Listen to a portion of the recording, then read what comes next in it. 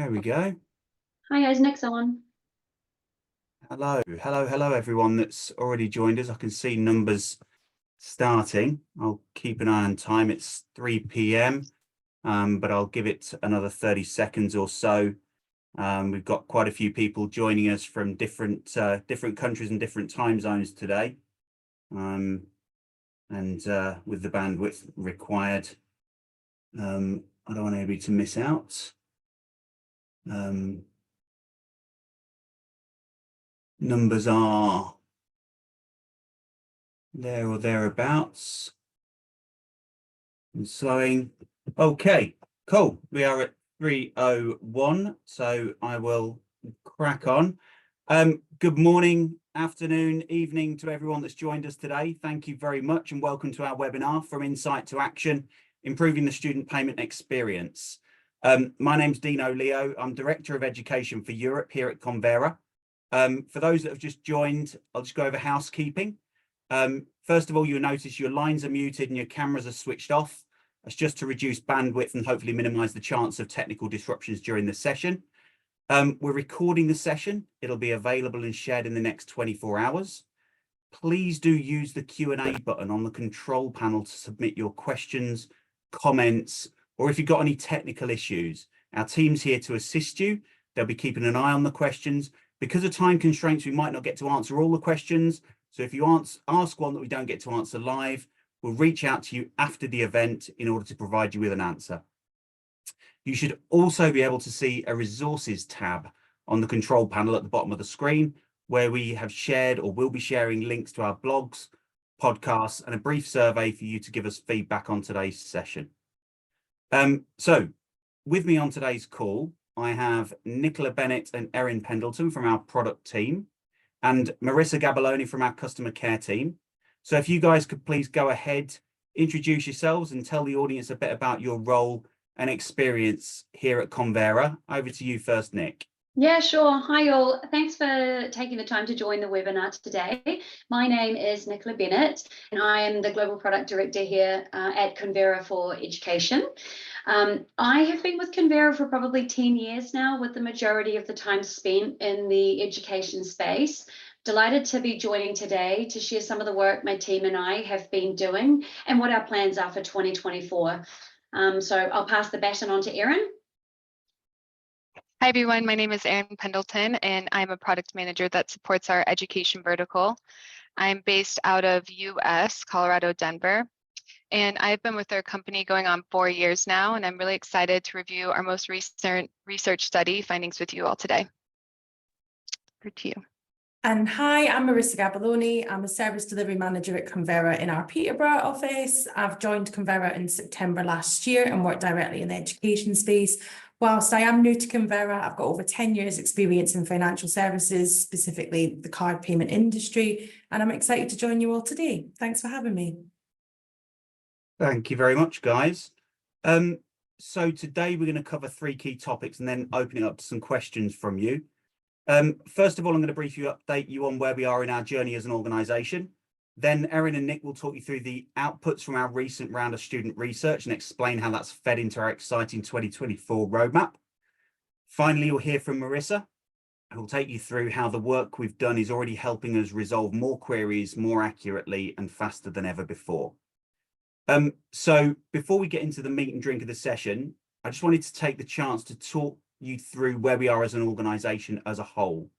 If you take a look at our LinkedIn page and some of the interviews with our CEO, Patrick Gauthier, you'd already know that not only have we, as of last summer, completed the acquisition process of previously Western Union Business Solutions, so we're now trading globally as Convera.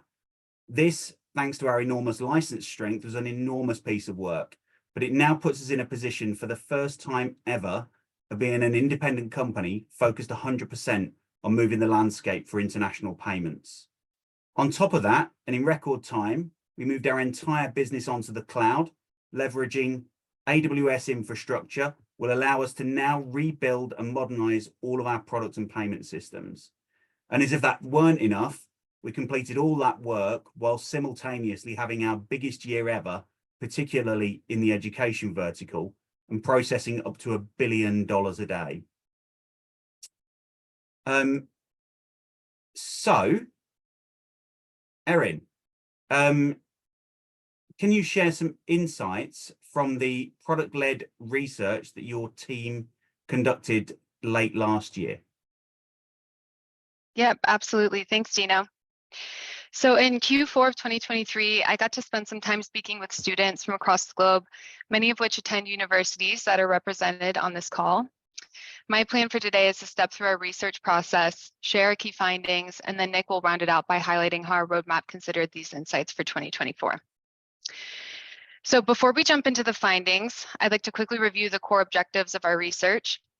Just to add some context, each student that we interviewed at one point used Global Pay for Students and then subsequently raised an inquiry to our support team. And while speaking to these students, our aim was to, first and foremost, understand what prompted them to raise their inquiry and reach out to our team. We wanted to dive deeper on their personal user experience using our product, but we also wanted to zoom out and generally understand pain points for student payers when they're making international payments. On the other side of the coin, we wanted to use this opportunity to also verify our current payer journey end to end, with specific focus on our receipt pages for wire, our payment tracking and statuses, and our current FAQ and inquiry intake form. And then last, we tested new prototypes and screens to help inform our future roadmap with a specific focus on user experience and design. Go next, Dino. Okay, so now I'm going to jump into methodology and approach. So as I mentioned, we had the opportunity to speak with students from around the world. We wanted to ensure that we spoke to a sample that was reflective of the largest outbound student markets. Everyone that we spoke with brought a different viewpoint to the table, and it really allowed us to dial into larger trends across payments in general, but then also really hone in on local trends that would be specific to payers in specific countries. Go next, Dino. Okay, so shifting gears to discuss approach, as mentioned, we engage participants by using the data that we had on hand. These are students who have already raised inquiries in the past. In addition to making the interview pool reflective of outbound student markets, we also wanted to make sure that we really focused on the top type of inquiries we're actually receiving from students. And that's what informed those distinct groups you see on the screen here with payment status, refund status, and payment instructions. Our interview approach included guided question and answer to baseline responses across all of the participants, but then we also spent some time drilling into the specific reason why they raised their inquiry and why they landed in this specific cohort. And then with all participants, we did a design review and verification of existing pages, including our payment tracking, payment instructions, just to name a few. And then we were able to show the students brand new designs that no one had seen before and different steps in our payer journey to gather their feedback. And then last, although we think it's fun to give free solicited feedback in our world, we did compensate all of these students for their time. You can go next. Okay, so now we'll discuss the actual findings. So after completing all of these interviews and synthesizing all of our data, there were 3 key themes that emerged where we believe there'd be areas for improvement for Convera. The first one we're going to talk about is around clarity and transparency. So I'm sure a lot of us on the call today, we spend a lot of time thinking about international payments, but Susandesh from University of Manchester was a first-time payer. And when he received the payment instructions, he was caught up on some of the jargon that we use today, and he couldn't explain the next steps to his parents. Ultimately, his bank helped him, but we did notice an opportunity to provide more detail and arm our students and their families with the information they need to complete a payment with confidence. So as part of this, we've actually already started the redesign of our payment instructions. Other areas that we tested were the payment statuses and the general understanding of the payment process. Again, statuses we tested were not clear in some cases to students. And in the case of Susandesh as a first-time payer, he did mention that he would have benefited from more resources on our FAQ to actually step him through the international wire payment process end to end. And all of this feedback has been incorporated into our roadmap for 2024. All right, the next theme that emerged was around support. So through our conversation, a very strong preference emerged for live agent chat as the ideal mode of interaction with our support team for certain type of inquiries. So Anuya, who I spoke to from University of Alberta, saw a great benefit in having her question solved via real time as she's completing her payment. This is something that she was used to when she's interacting with other services in her life today. And this sentiment was actually felt by over 90% of the participants.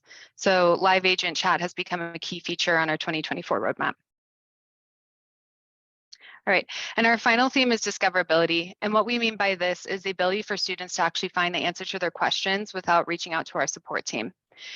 So we spent a good chunk of time when I was discussing with Giselle, who is from Green Templeton College, getting her honest feedback on how she prefers to navigate pages, especially when you're searching for a very specific answer. Her feedback directly impacted our FAQ design for 2024, which is already in development. And I actually really look forward to reaching out to her again once we get this into production and getting her feedback on the new page. And then last, as part of our line of questioning, we also asked students if they're willing to create an account at checkout. Most were okay with this, saying that it's a standard step within the purchasing process today anyways.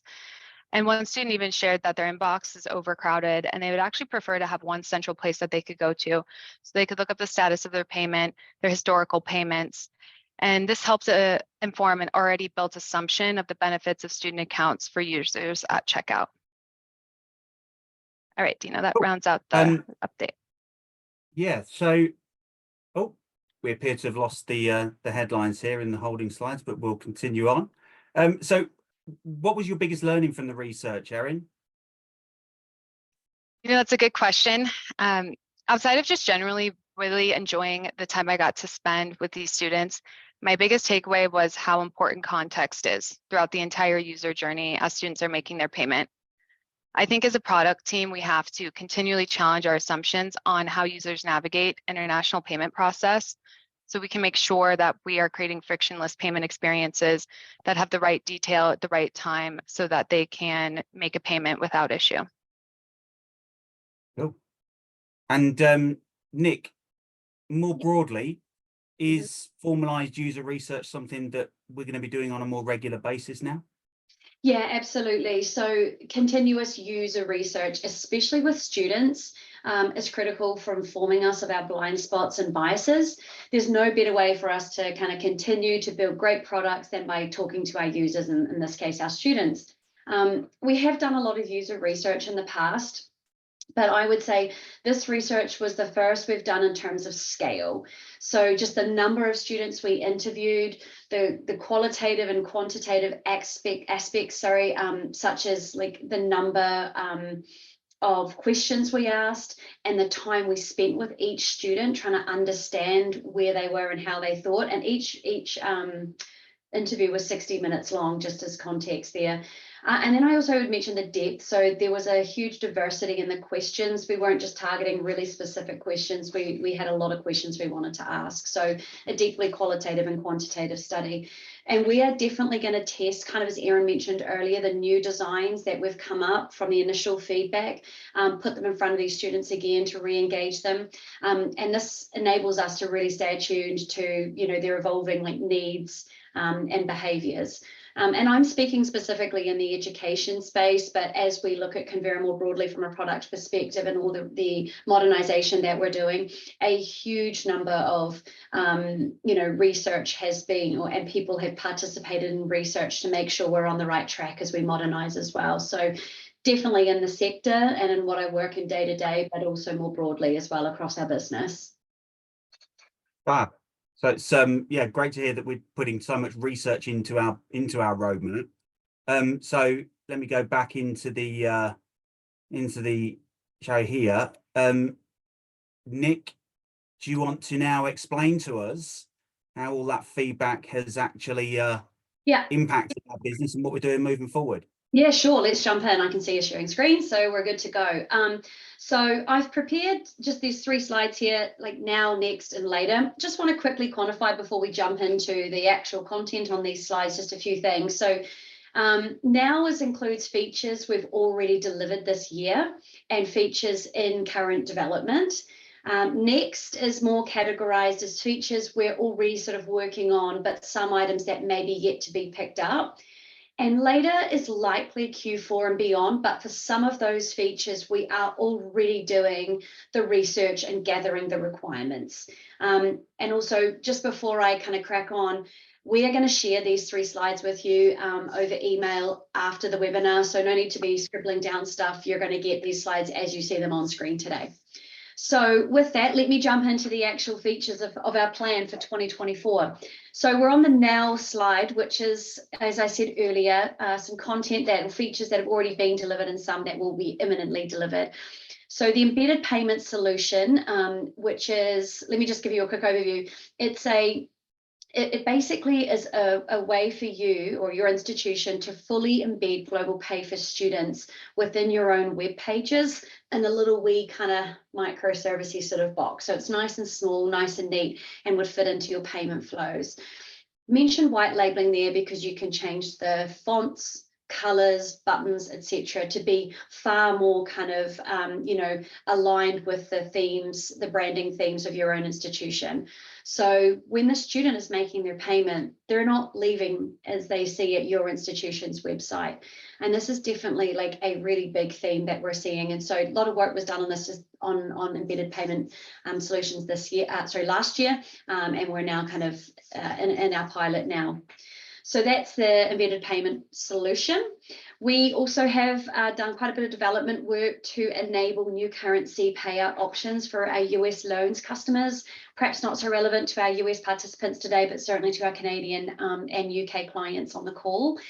We now can offer US dollar payouts in both check and draft and bank transfer as well.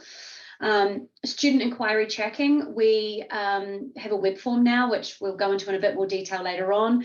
But we're seeing some students, inquiring multiple times within a very short space of time. So putting some tracking so they now know where their inquiry is, so that, they know that it's being looked at, it's being responded to, and they're not kind of, inquiring too many times and just leaving that one inquiry for us to resolve. The FAQ page redesign and payment instruction redesign. This is directly coming from the research that Erin talked about earlier around the clarity and the discoverabilities themes that we mentioned. So there's a lot of work to be done and has been done on those, ready for deployment very soon. So that's the now, Dino. Okay, cool. The next is, which is, coming up and stuff that's very much on our radar.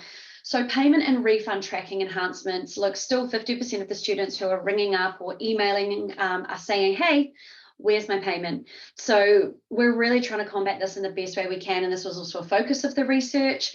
So with the payment and refund tracking, we're actually inserting compliance statuses into there now. If there's ever really a hold on a payment from our side, it's usually for compliance reasons. And so being able to tell the student, hey, we've got your payment, it's now just going through some compliance checks and then we'll be sure to release it, rather than, hey, we've got your payment, but it still hasn't made its way to the uni. So at least we're giving them that information. And that sort of flows nicely into the second bullet point there. While we're making those statuses available to students who come to our page, for any of your institutions that are subscribing to our real-time callbacks, we're also enabling you to call those statuses as well. So you're getting more information directly into your systems from us around any payments that may be on compliance holds. So making that information available as broadly as we possibly can. As we move into the new embedded payment tracking widget, that's a good few words. So what we're doing is we're moving forward with a way in which we can more embed Convera products and services within your own ecosystems and websites. And we're doing this in the form of widgets, which is, not, I wouldn't say an extremely technical term, but I think it's easily understood. And so payment tracking, what that'll mean is we're going to give you a nice little line of code. You're going to be able to insert that into your website, and it's going to have all of the payment tracking functionality that GPFS has today. And you'll be able to sit that within your website. So if you've got a payment page or, and students, or, within your own student services teams yourselves, you're constantly looking at our payment tracking website, you've got that to now embed within your pages. And it's just kind of like that quick help tool to be able to figure out where, where payments are. And all the statuses that we show on GPFS, you would get through your little widget as well. Live agent chat, Erin's already talked about that, clear and obvious ask in the research. And so that's something we're cracking on with. We are doing a refresh of our GPFS landing page. This is something that often when Convera is Googled, students will land here. Erin mentioned in the research, we don't really get, we thought less information is more, but apparently that's not the case. They want a lot more. So we're looking to really flesh those global landing page out to be a little bit more informative.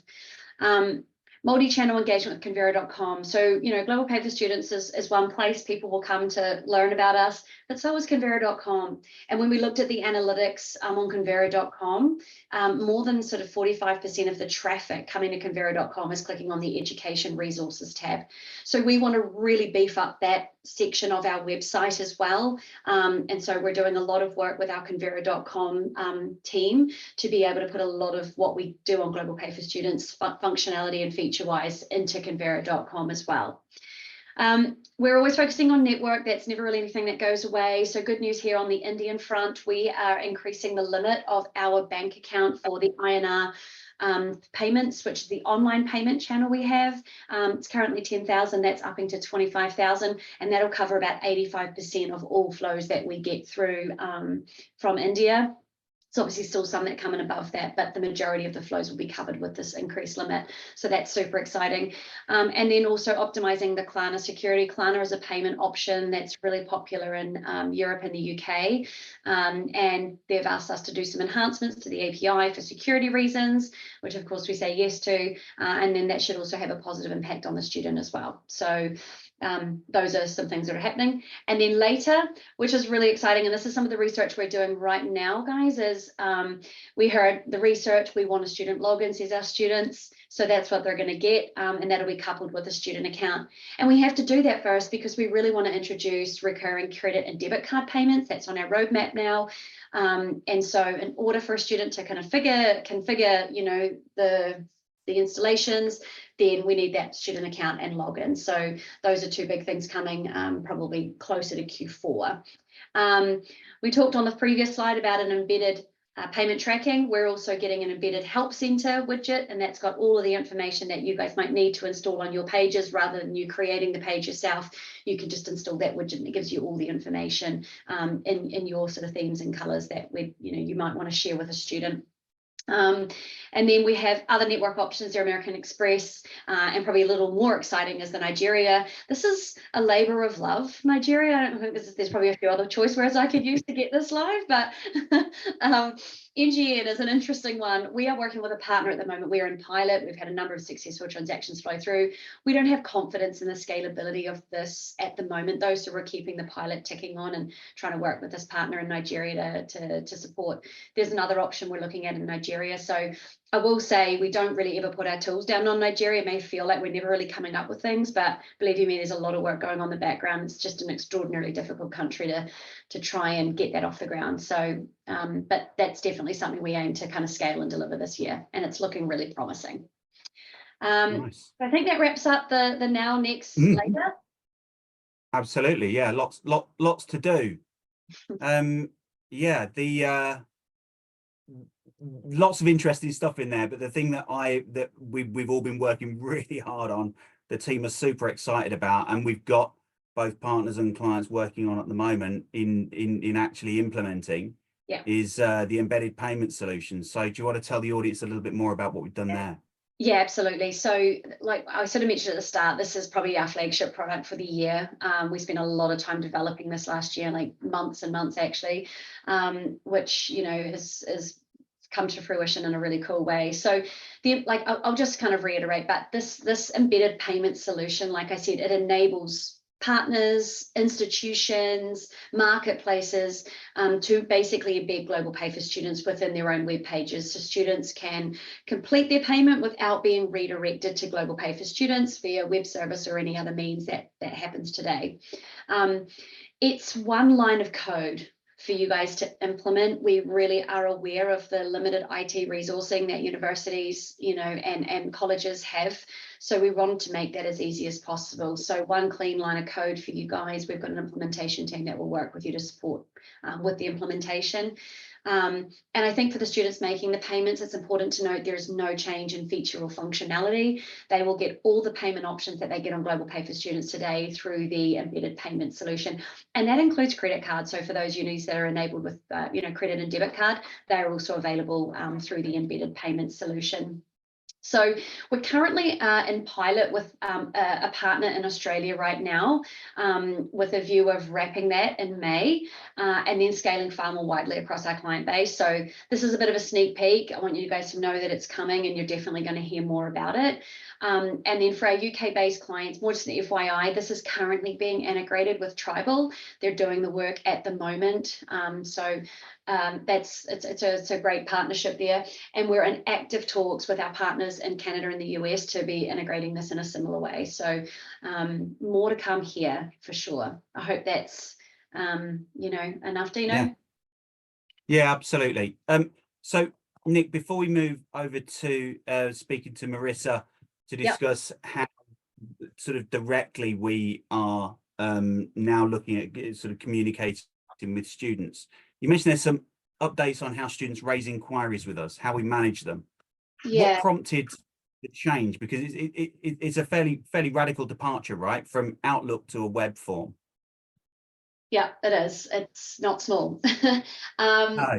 Okay, so as probably, so most of you probably know by now, through your account managers, through communications, media channels, Convera is undergoing a major reimagination and rebuild of all of its operating systems.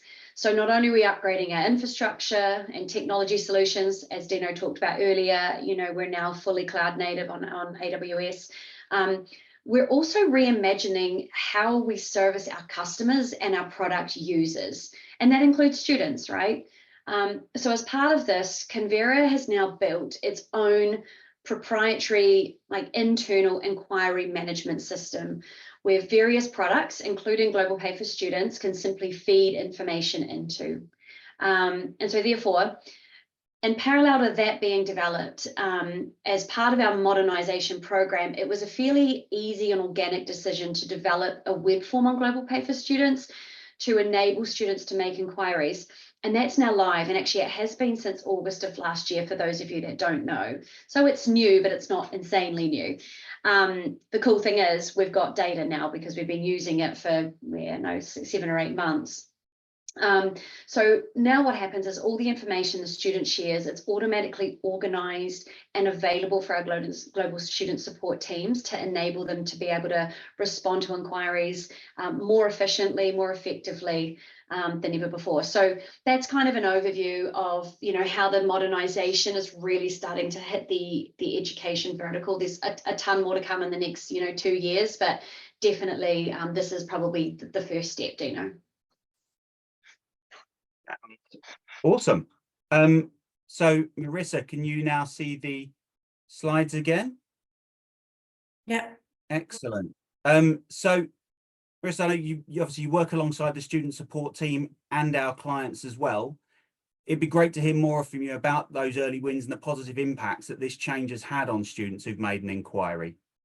Yeah, thanks, Tino, absolutely. I'd like to say one of the main benefits of the inquiry form is being able to capture the payment details up front, and that allows the student support team to start working on the query right away with the objective of providing a first-time resolution. Previously, when the team were working from an Outlook format, we used to receive many email inquiries without the payment or refund reference numbers, which then meant more often than not, the first sort of piece of contact was the team to go back and say to the student, and can you please share us with these details before we could even begin to help them. Now, because there's mandated fields when we're completing and raising an inquiry, it allows the student teams to start working on the query right away. And it's made such a notable difference that since the launch of the student inquiry form last July, the first time resolution rate has actually increased significantly to the tune of 35%.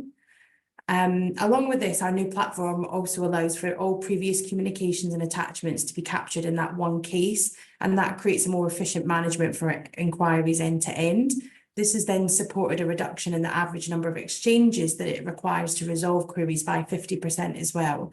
So there's some real big changes to the numbers already in the support that the team are able to give. Another one of the really great features is automatic follow-up emails. So it's a really efficient way to remind the students that action is required for their payment. So like the compliance statuses that Nick mentioned previously. Now our reminder emails are automated. It frees up more resources within the student support team to allow them to focus on the new and ongoing inquiries, and it keeps the pace with our business growth as well. And I'd probably say that lastly, because we have far richer data available now, the student support team are thrilled to be able to actually provide more detailed feedback on the trends they've spotted, any suggested improvements that are coming through directly from the channel, but actually with support and data.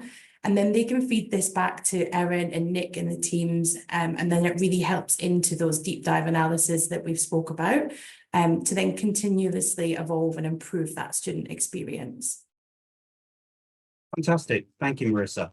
Yeah, 35% increase in first-time resolution and halving the number of interactions we've had to have on those more difficult inquiries are both just huge wins for us. So, Nick, one final question before we wrap up sort of our presentation start of the agenda. What's happening on the next webinar from a product perspective? Where are we going next? So I suppose if I've given you a little sneak peek of the embedded payment experience today, it would probably make sense to give a fast follow and make sure that that's probably a central focus from a product perspective on the next webinar. So we'll probably have an update on that for sure, maybe a little bit more of a case study to show you what we've done and with a live client ideally. And then we'll give you some more updates on how we're going with our roadmap and probably some more metrics on the student research as well. So I guess stay tuned for an invite in the next month or two. Sounds good. Looking forward to it. As I'm sure we all are. The embedded payment solutions is going to be exciting for both partners and clients as well. So thank you very much for the discussion. We're open for Q&A. We're at the start. There is a button on your control panel for those that haven't asked a question yet and would like to. We've already received a couple of questions here. Is there any cost to using embedded payments?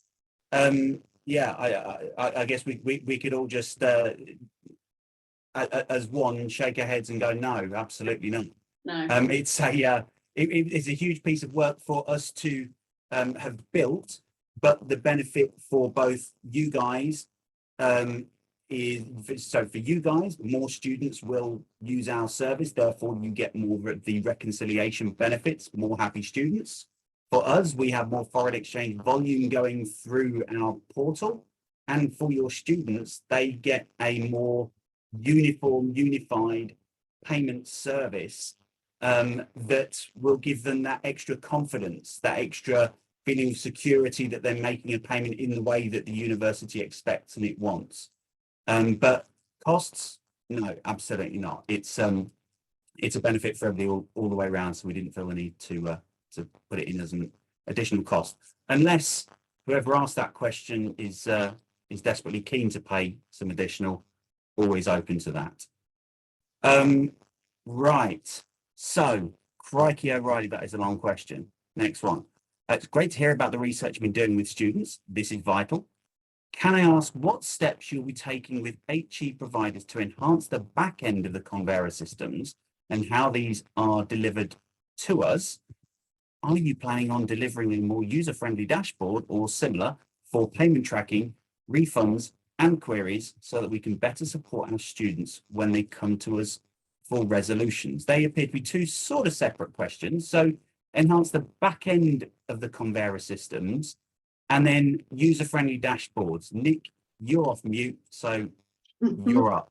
Sounds good. Thank you, Claire. This is a great question and way to put me on the spot. So let me give you a straight up answer. We have evaluated this as part of our prioritization this year. This absolutely was something my team and I traveled out to India at the start of the year to work with their engineering teams to look at like, what are we going to do this year and how are we going to do it? And absolutely, this was something that came up. So where we've netted out is that we feel at this time the development that we have, the resourcing that we have is better spent probably on the front end and improving the student experience. And the reason we can make that decision is because of the modernization that I was talking about earlier on. And what that means is that the entire, like all of Convera systems being modernized at the moment now, toward the was it September of this year, we will be going live with our brand new payment platform, which is quite focused on payables. But all clients will be moved onto that platform sometime next year. And once payables is kind of rolled out, then we're going to be looking at our verticalized business, specifically receivables, which is our education vertical and platform. So we know on the horizon, probably in the next 18 months, we're going to be doing a lot of work to completely redo those platforms. And that will include the back end that you look at today. For our payables, we've already introduced brand new widgets, dashboards, all of that sort of good stuff. And I expect that we'll be doing the exact same thing and getting those features and functionality for receivables. So my promise is that, yes, absolutely, that's coming, but it's coming as part of our larger modernization program, which is why it probably didn't make a ton of sense to kind of prioritize it above some of these things this year.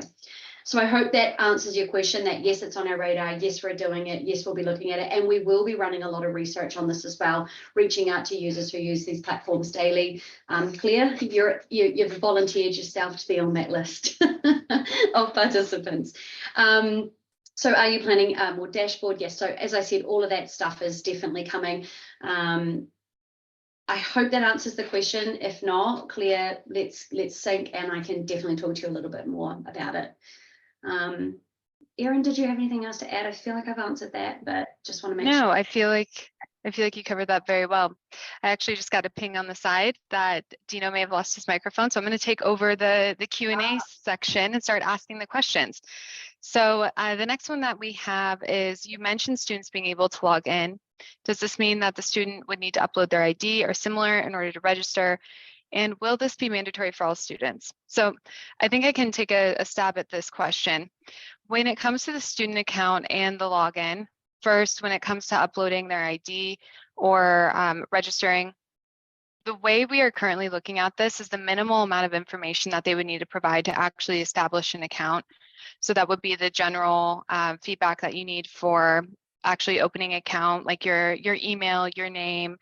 We're also going to allow them to manage their preferences on terms of how they like to get their updates, if they'd like to sign up for SMS updates on their payment so that they can manage tracking without actually logging into the system.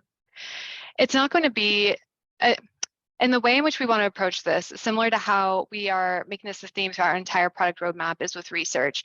So we're not going to make this compulsory right off the bat. What that means is we're going to enable the login and student account process with certain pilots. And we are going to then take that research to see how the student behavior potentially changes based on like the conversion. Are they actually signing up, interviewing some more students, making sure that it's a very easy process.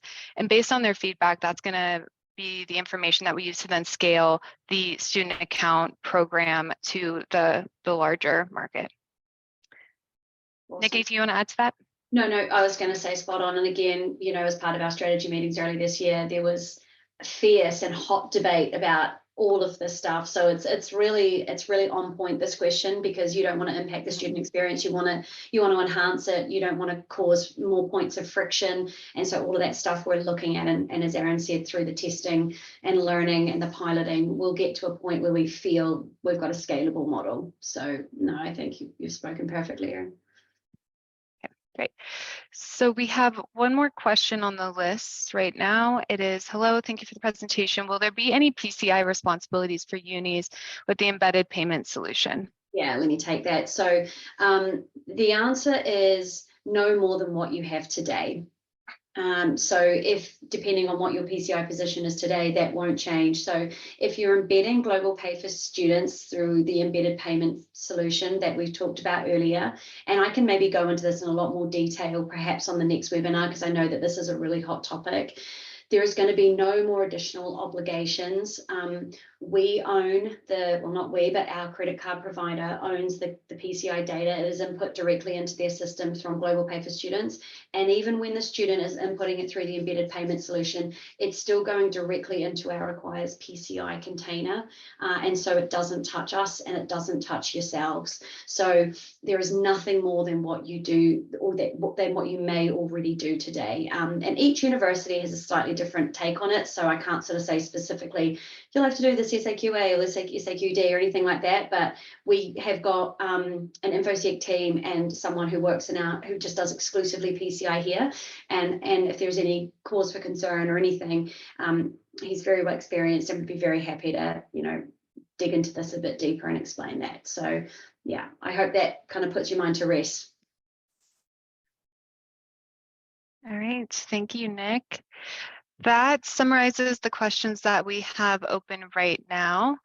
So we want to thank everyone for your time today and your engagement. We are really excited to share this research with you. And we really would appreciate it so much and encourage you to take the brief survey that we're going to send out after this call with the deck so that you can also have our roadmap. And this will be out to you in about 24 hours. And Nick, any closing remarks? No, I just think goodbye, Dino. He got sick of us all. He was done with it. Embedded payment solutions, and he was off. But no, I kid. But no, thank you everyone for attending. And again, the survey would be really useful. We want to make sure we're providing content that's relevant, that's important, and that makes a difference to you and your institution, and most importantly, the students. So thank you very much for attending today. Oh, hang on, risen from the dead. Hello, everybody. My timing is everything, right? Isn't it wonderful when you're hosting a webinar and the slides and your laptop decides to say no? All good. Apologies. No problem, Dino. We've just done the wrap up. I don't know if you heard, but we've done the wrap, and basically just that should be it, I think. Perfect. No problem at all. There was just one piece on there that I wanted to make sure that everybody had, was the feedback section that there's a QR code which I would like you all to have a look at. Just bear with me while I share that back on here. There we go. Can you all see that now? Yep, I got to see it.